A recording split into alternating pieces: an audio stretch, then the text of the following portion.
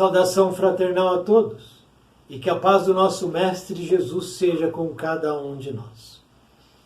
Vamos nesse vídeo conhecer o último relato do item Os Abusadores do Poder Econômico. Veremos então o relato de um espírito que um dia, aqui no plano físico, foi um grande fazendeiro de nome Hercílio.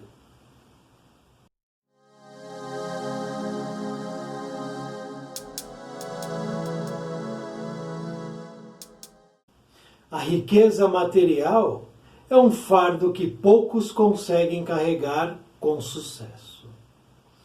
Abri os olhos uma vez, escuridão total. Abri novamente e muitas vezes mais, quando pude então captar um fiapo de luz. Sentia-me congelado e mal conseguia mover-me. No entanto, achei por bem mexer-me de algum modo, pois supunha estar vivo e consciente. Sentei e agarrei meus joelhos quando percebi que o chão era lamoso.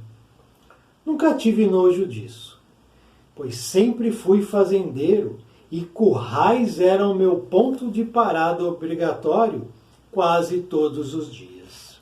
Entretanto, naquele lamaçal havia um odor característico de carne podre, bem diverso de fezes de vacas. Nauseei e minha cabeça rodopiou inúmeras vezes. E quando achei que perderia de vez o equilíbrio, uma forte mão agarrou meu ombro. Assustado, encarei aquele sujeito que não era bem humano, mas não parecia ser um animal. De longe, aproximou-se outro com uma labareda em mãos, e ao chegar perto, para o meu horror, notei que eram dois homens cheios de pelos e completamente cegos. No lugar de seus olhos, encontravam-se imensos buracos negros, o que me provocou de pronto uma repulsa.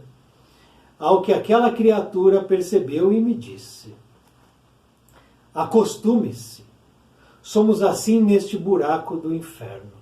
Quando cheguei, era como você.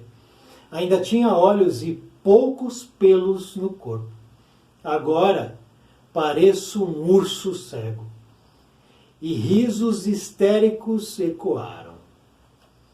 Apressei-me em perguntar onde estávamos. E ele continuou: demorou para aprender, mas nos encontramos onde as bestas feras ficam, abaixo da terra. Um tormento de onde não conseguimos sair, a não ser por vontade dos seres de luz. A bem da verdade, é a única vez em que podemos perceber luminosidade. O resto do tempo é vivido em total escuridão. Então, para que olhos? E neste frio, o melhor é ter pelos para nos aquecer. Aqueles esclarecimentos eram terríveis palavras, absorvidas a contragosto, mas inevitáveis. As sensações e as aparências dos desencarnados são diferentes no umbral cavernoso, dependendo da herança divinda de sua última reencarnação. Eu estava vivo ou morto? Se tinha consciência do meu estado, supunha estar vivo. Mas acompanhando aquela descrição, aquilo só poderia ser o inferno. Então, estava morto. Olhei para a criatura e, sem titubear, ela me declarou solenemente: você está morto. Deve ter feito muito mal para vir parar aqui. Só conheço criminosos violentos. Hercílio imaginou ter havido um pesaroso engano, pois um fazendeiro como ele haveria de estar em lugar muito melhor. Os dois espíritos não eram de muita conversa, viraram as costas e se foram, levando junto deles a tocha que alumiava o ambiente. A escuridão e o frio incomodantes retornaram. Recolhi-me em posição fetal para me sentir abrigado. Nem sei se com os olhos abertos ou fechados, pois não fazia nenhuma diferença. Tentei forçar a minha memória. Queria saber o motivo de julgamento tão drástico. Era católico e o padre sempre ensinou que havia o céu e o inferno. Os bons seguiam para o céu e os maus para o inferno. Onde eu estava jamais poderia ser caracterizado como céu. Logo, por exclusão, era o inferno. Havia o purgatório, mas este lugar também nunca foi descrito como trevoso e gélido. Aliás, outra contradição com o inferno católico, que imaginava calorento e cheio de luz proveniente do fogo. Não saberia dizer quanto tempo passou, mas meu estômago contorcia-se de dor insuportável, clamando por comida. Minha saliva secara e eu implorava mentalmente por água. Assim, passou um longo período de aparente sufocamento, até que certa vez ele notou uma luz mais forte se aproximando, e não era advinda do fogo. Um ser iluminado por dentro, pensou. Aproximando-se rapidamente, o ser indagou-lhe: Irmão Hercílio, você se sente bem, apesar das circunstâncias nas quais vive? Ele balançou negativamente a cabeça, e a entidade prosseguiu: Você não veio para cá porque passou pelo julgamento final e foi condenado ao inferno. Aqui se encontra por conta da lei regente do universo dos encarnados, a lei de causa e efeito. Hercílio logo pensou nas ações que praticou enquanto encarnado, tentando buscar a lógica de seu atual destino. Emergiu-lhe uma raiva do fundo da alma, e ele dirigiu seu olhar de fúria àquele ser. Ele abaixou a cabeça em sinal de pesar, virou-se e desapareceu numa nuvem de fumaça. Para onde foi? Voltei à escuridão total. As consequências do frio geravam-me várias feridas espalhadas pela pele e uma coceira enlouquecedora. A fome, a sede e a insônia aborreciam-me como instrumentos de tortura. Outro tempo decorreu, até que novo brilho surgiu em tonalidade de cor diferente. Era um ser iluminado em linhas mais suaves, parecendo um formato feminino.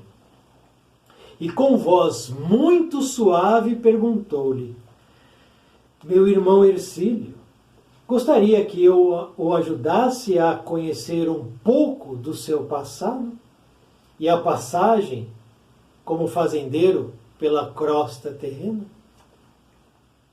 O orgulho dizia-lhe para negar a oferta, mas a curiosidade falou mais alto e ele balançou afirmativamente a cabeça. Quem merece esta lama? Pensei. Ela captou seu pensamento e pronunciou poucas, mas contundentes palavras. Você merece estar neste lugar, pois levou vários de seus empregados a passar fome, uma das piores necessidades humanas. Mas não só eles, também suas famílias, com crianças pequenas, onde algumas faleceram por conta de inanição. Hoje, você se sente sedento, como seus empregados, obrigados a tomar a água barrenta do córrego de sua propriedade.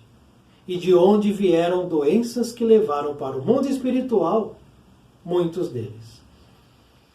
Você não vê a luz, mas se esquece que o gerador da fazenda só funcionava na sua casa e todos os demais, ao cair da noite, viviam na mais absoluta escuridão. O frio é apenas consequência da falta de luz e da profundidade do local. Preciso dizer mais? Hercílio sentiu-se devassado, estraçalhado e descoberto, tudo ao mesmo tempo. Já não sabia se sentia remorso ou ódio pela revelação. Baixou a cabeça como a negar tudo aquilo. Virou-se de costas para ela e calou-se. Voltou a maldita escuridão e o frio parecia aumentar, agora saboreado com o meu remorso nascente. Sentir o remordimento por um mal qualquer é pior do que a sensação carnal de fome, sede ou frio. Naquele local, ele tentava andar, mas batia a cabeça em tetos baixos ou chocava seu corpo em paredes sem qualquer passagem. Era uma agonia duradoura, pois, além de tudo, estava absolutamente sozinho. Aquelas criaturas do primeiro dia em que abriu os olhos se foram e nunca mais retornaram. Percebi como o ser humano, encarnado ou desencarnado, realmente não é solitário por natureza. Não conseguia nem mesmo chorar, pois lágrimas me faltavam. E um longo período passou, até que surgiu outro brilho ao longe. Ele então colocou-se em estado de alerta. O ser iluminado, noutra cor brilhante, parecendo agora ser um jovem rapaz, aproximou-se de mim e perguntou: querido irmão Hercílio, já é hora da aceitação? Ele já não conseguia ter raiva ou ódio, a não ser de si mesmo, e entendeu a mensagem. Balançou afirmativamente a cabeça. Encostando a sua iluminada mão no seu petrificado coração, a entidade disse: sim, meu irmão, está na hora. Feche os olhos. Fará uma viagem da qual somente se recordará muito adiante no seu aprendizado. Terminou por ora o seu sofrimento. Conhecido, portanto, o relato do espírito de nome Hercílio, vejamos agora as anotações de Caibar Schutel a respeito deste ser. Hercílio foi um fazendeiro muito rico, proprietário de uma imensidão de terras no norte do Brasil, mas tratava seus empregados como escravos. Pagava-lhes uma miséria de salário e os obrigava a fazer as compras do mês na loja da fazenda, onde acabavam devedores. Se a comida acabasse antes de completar mais de um mês, passariam fome o empregado e quem ao seu lado estivesse, pouco importando se fossem crianças. Não havia o fornecimento de água potável, e cada um se virava como podia no córrego lamacento do local. O fazendeiro mantinha guardas armados nos pontos estratégicos de sua propriedade, evitando qualquer fuga. A miséria imposta àqueles trabalhadores anos a fio criou um volume de dívidas impressionante, que impregnou o perispírito de Hercílio. Ele nunca admitiu para os seus familiares qualquer maltrato e ainda ensinou aos seus filhos fazer o mesmo. Não atuou como um homicida serial, mas indiretamente assim agiu, pois muitos morreram de fome, doenças e pragas advindas da miséria imposta em sua fazenda. Quando Hercílio desencarnou, o peso e a impregnação negativa de seu perispírito levaram-no a um umbral interno.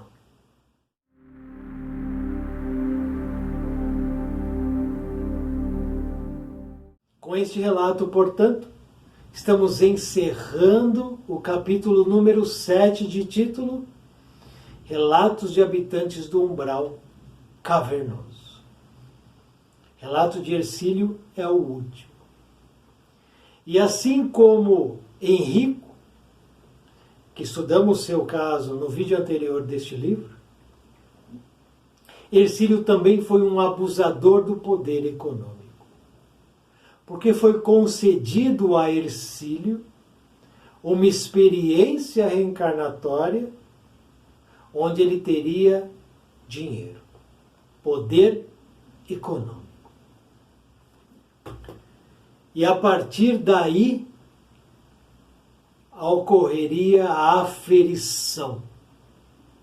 Hercílio seria pesado em suas decisões. E assim acontece com todos nós. O mais alto provê a nós as possibilidades e depois vem o momento da aferição. Ou, se preferir, o momento da colheita. Para Hercílio, tudo deu certo na questão financeira. Assim como Henrico, que foi um banqueiro. No caso aqui de Hercílio, um grande proprietário de terras no norte do Brasil. É uma história real, ele existiu. Está lá na história de alguma cidade do norte do Brasil, esse personagem. Ele deteve uma grande propriedade. E o que ele fez com isso? É o que nós precisamos nos perguntar. O que nós estamos fazendo com as nossas questões pessoais? Sejam elas quais forem. Porque todas as questões deverão ser aferidas. Relacionamentos, trabalho, profissão, comportamento, caráter, ações, escolhas, tudo isso vai ser aferido, como nós vimos aqui neste relato. Hercílio criou um volume de dívidas impressionante para ele. Débitos. Ele criou os débitos para ele mesmo. Impregnou o seu perispírito das ações desastrosas que ele tomou, indo parar no umbral interno ou cavernoso. Isso tudo por quê? Valeu a pena tudo que ele fez? Valeu a pena ter esse montante de terras, de dinheiro, de bens materiais? Valeu a pena para ele? Vejamos o comportamento dele. Proprietário de imensidão de terras, tratava seus empregados como escravos. Não eram funcionários, eram escravos.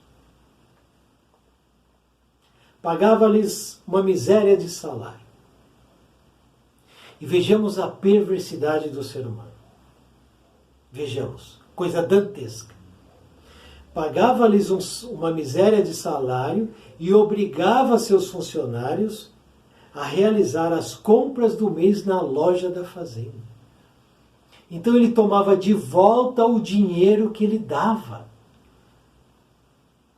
Veja a maldade do ser humano. Veja o apego material, o vício no dinheiro.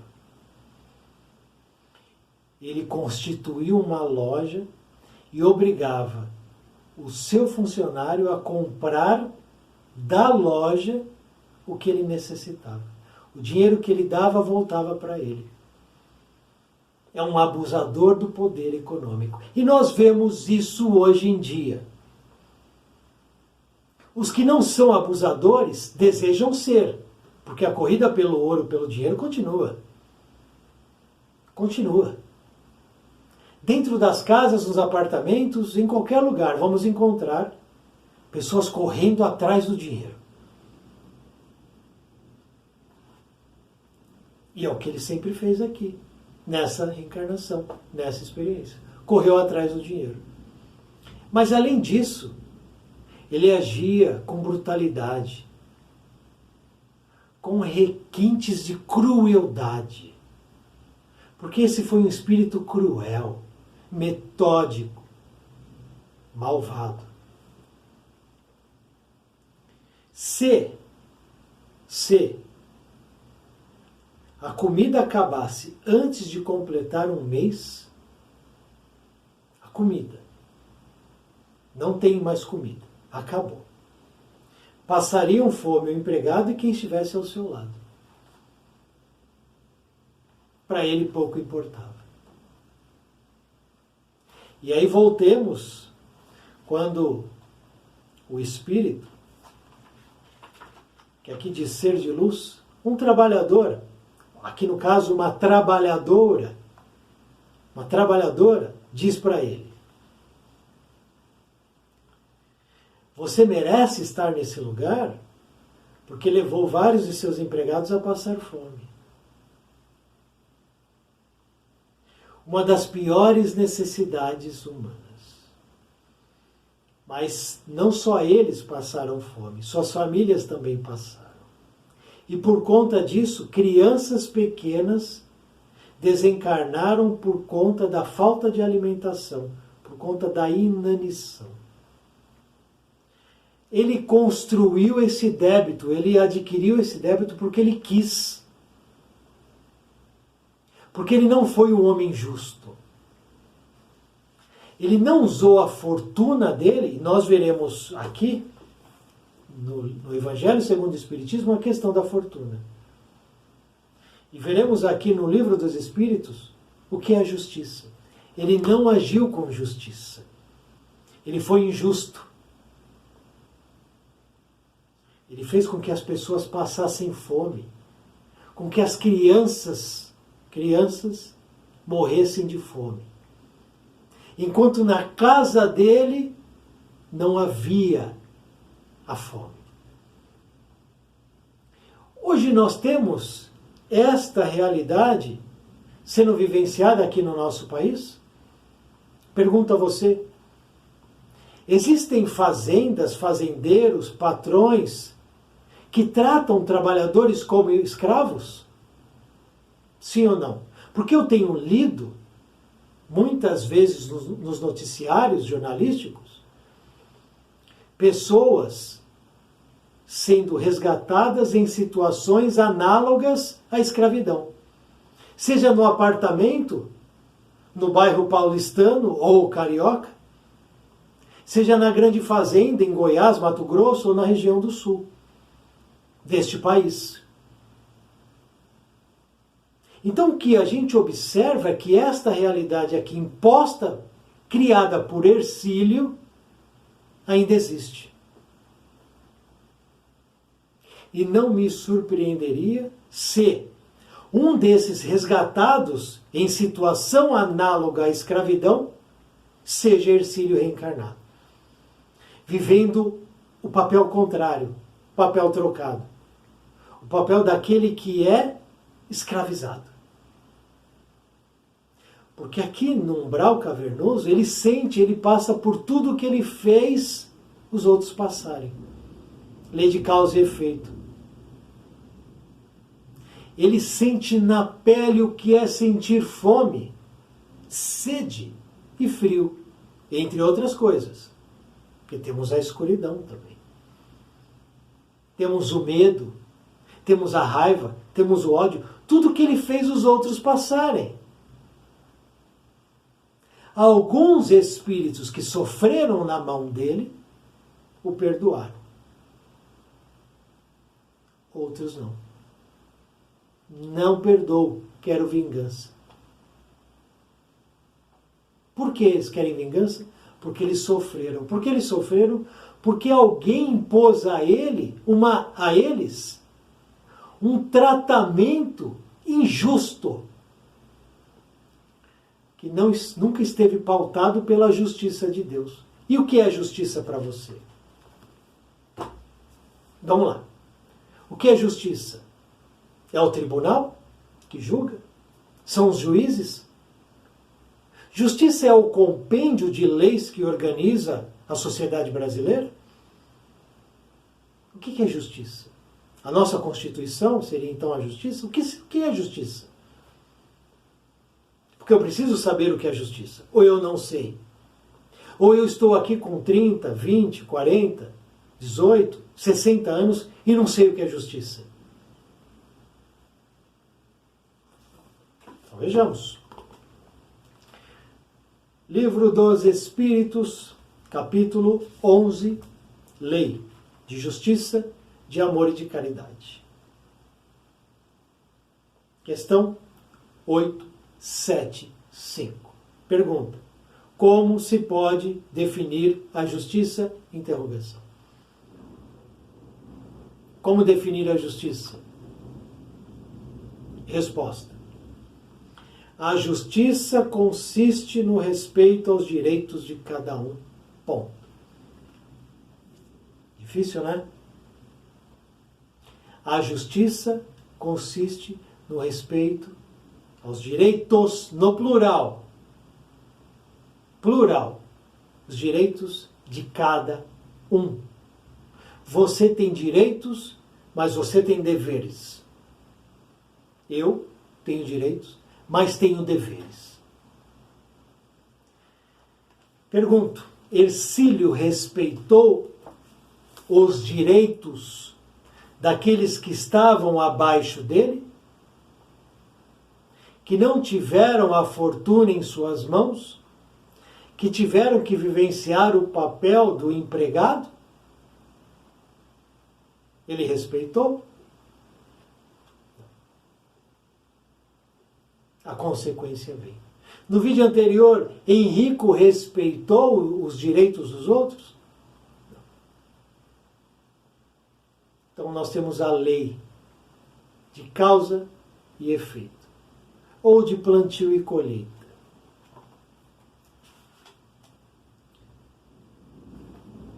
Hoje você se sente sedento como seus empregados, que foram obrigados a tomar água barrenta do córrego de sua propriedade. Vemos aqui no relato de Caibar. Não havia fornecimento de água potável e cada um se virava como podia no córrego lamacento do local. Mas na casa grande, na sede da fazenda, a água era abundante. Os filhos de Hercílio bebiam água, tomavam seus banhos, gastavam água, se divertiam na água. E os funcionários? Vai passar fome.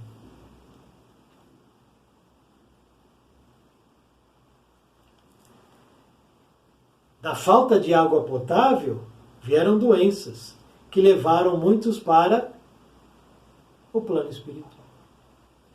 Pela atitude dele egoísta, ele causou a morte pela fome, pela falta da saúde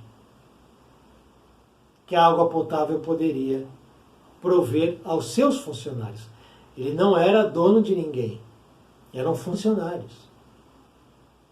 E você não vê a luz, mas se esquece que o gerador da fazenda só funcionava na sua casa. E o restante, ao cair da noite, viviam na mais absoluta escuridão. Como Caibar diz aqui. Além disso, o fazendeiro mantinha guardas armados nos pontos estratégicos de sua propriedade, evitando qualquer fuga. Caiu ali, ali vai ficar. Essa era a ideia dele. Todos na escuridão. Naturalmente, ele não poderia ser acolhido pelo plano elevado. Já que ele diz que há algum engano, já que eu fui católico. E o padre sempre ensinou que havia céu e inferno. Bom vai para o céu, mal vai para o inferno. Dá para acreditar nessa história de criancinha? Que o bonzinho vai para o céu e o malzinho para o inferno? Então nem vou comentar essa questão, que a gente vai perder tempo. Vamos pular, antes de eu entrar aqui no Evangelho segundo o Espiritismo, eu quero trazer um relato deste livro. Nos domínios da mediunidade, livro ditado pelo espírito André Luiz, recebido através da mediunidade abençoada de Francisco Cândido Xavier. Nós temos aqui no capítulo 8, Psicofonia Sonambúlica, o seguinte relato, que se aproxima a este que acabamos de conhecer. Certo espírito é recebido por uma médium. Vejamos a história rápida dele aqui. Os privilégios dos nobres são invioláveis. O espírito começa a se comunicar pela médium. Ele está falando. Então ele diz: os privilégios dos nobres são invioláveis. Vejamos a categoria desse espírito. Vem dos reis, que são indiscutivelmente os escolhidos de Deus. Os reis são escolhidos de Deus. Olha a demência e olha a perversidade desse tipo de espírito. Defenderemos nossas prerrogativas exterminando a propaganda dos rebeldes. Venderei meus escravos alfabetizados, nada de panfletos e comentários de rebelião. Como produzir sem o chicote no lombo? Estou falando aqui de um fazendeiro dono de escravos. Ercílio era um fazendeiro dono de funcionários que tratava eles como escravos. Agora, vejamos o que esse homem aqui, esse espírito aqui, fazia com seus escravos. Veja. Como produzir sem o chicote no lombo? Cativos são cativos, senhores são senhores. Todos os fujões e criminosos conhecerão o peso dos meus braços. Matarei sem piedade. 5 troncos de suplício. 5 troncos. Eis aquilo de que necessito para refazer a nossa tranquilidade. Essa era a atitude desse espírito em passado recuado. Esclareceu então nosso orientador.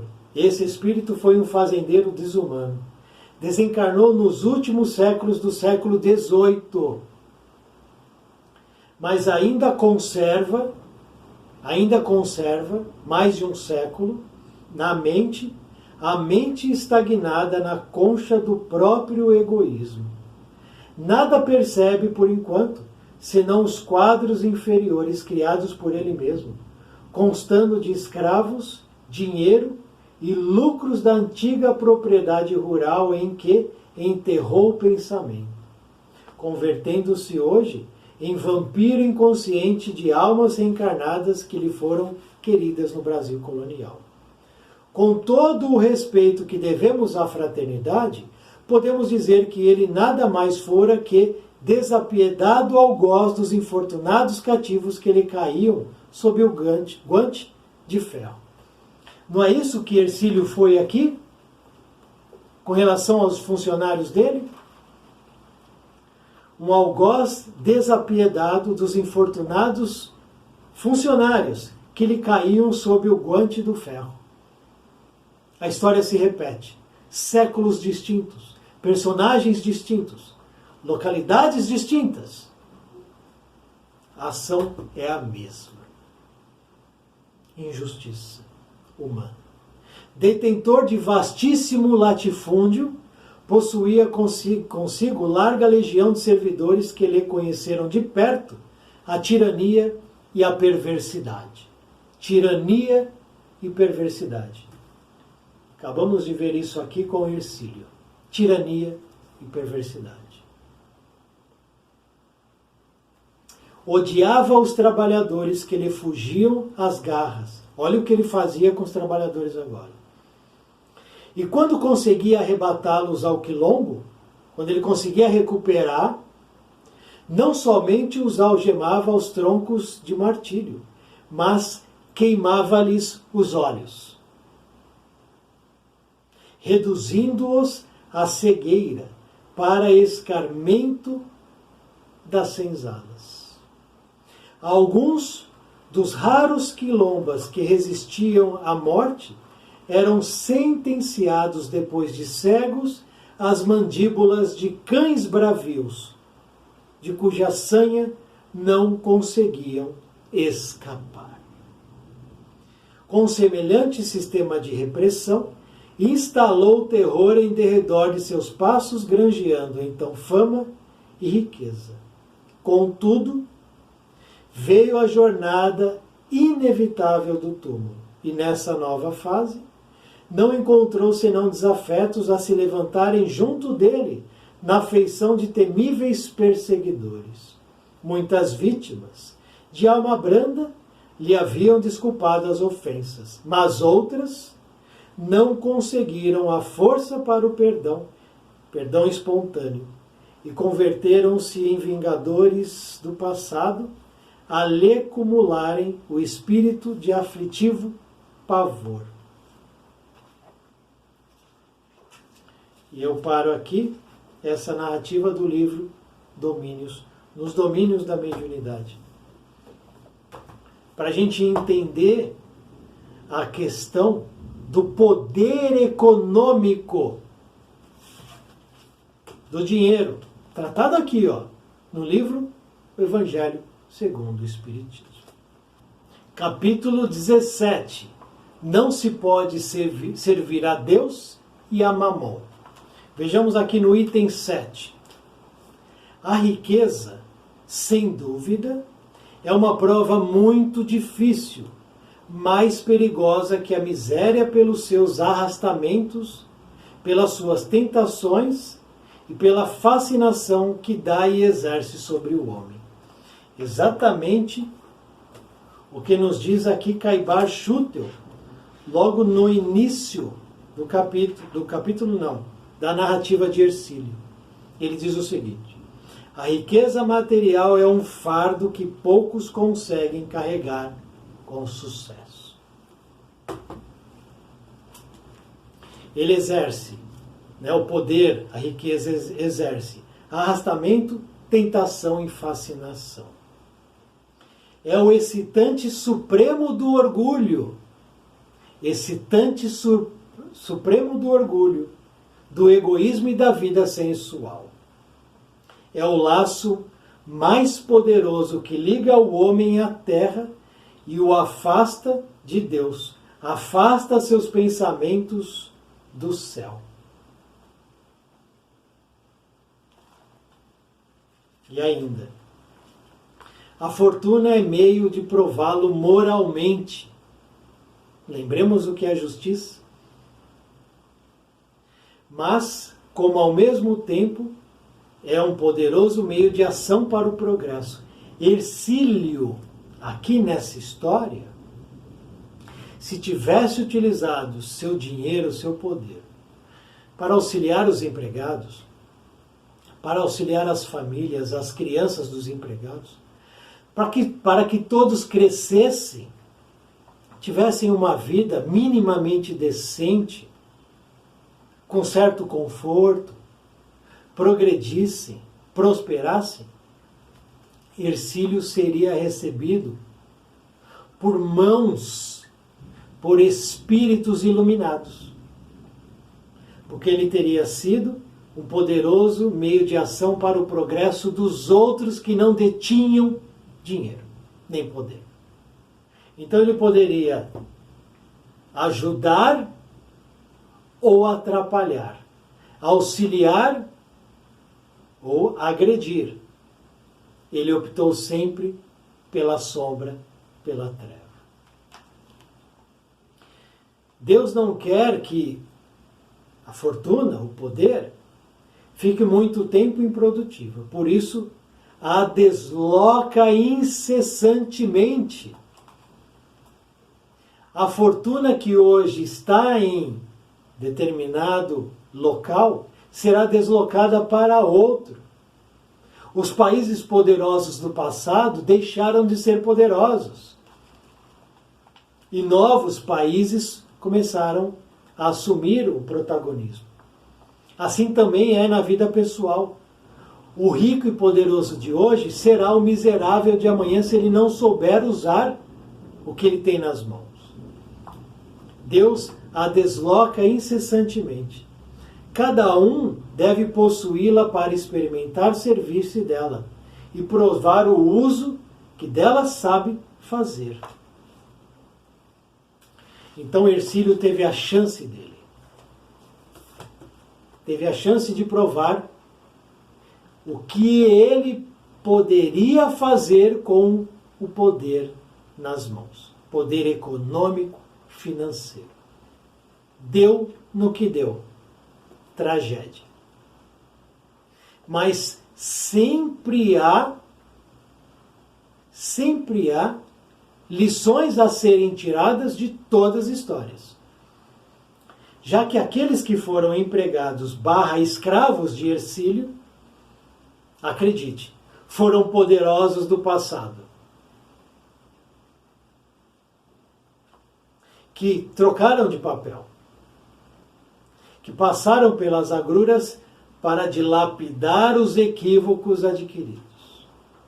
Para melhorar, para quitar débitos e para evoluir. Se eles perdoaram Hercílio, cresceram. Se buscaram vingança, estacionaram. Hercílio, enfim, é resgatado. Depois do ódio, da raiva, depois de aceitar que ele errou, porque nós precisamos aceitar os erros. Se nós não aceitarmos nossos erros e refazer a nossa edificação na reforma íntima, pode esquecer. Teremos uma reencarnação malfadada. Como todos esses personagens aqui deste livro. São muitos, né? E como conheceremos mais alguns. Porque aqui agora encerramos o capítulo número 7. Capítulo dedicado a relatos de habitantes do umbral cavernoso. Acabou. No próximo vídeo, vamos para o capítulo número 8. Relatos de vagantes na crosta terrestre. Então vamos conhecer relatos de espíritos que estão aqui, ó, na crosta. Não estão em nenhuma região umbralina. O primeiro relato será o do caçador Andrio. Caçador Andrio. E veremos aqui o que ele nos diz de sua história. O livro Umbral. Fica para cada um, então, a reflexão íntima e intransferível. Muito obrigado por assistir esse vídeo. Muita paz, muita luz. Salve o nosso Mestre Jesus.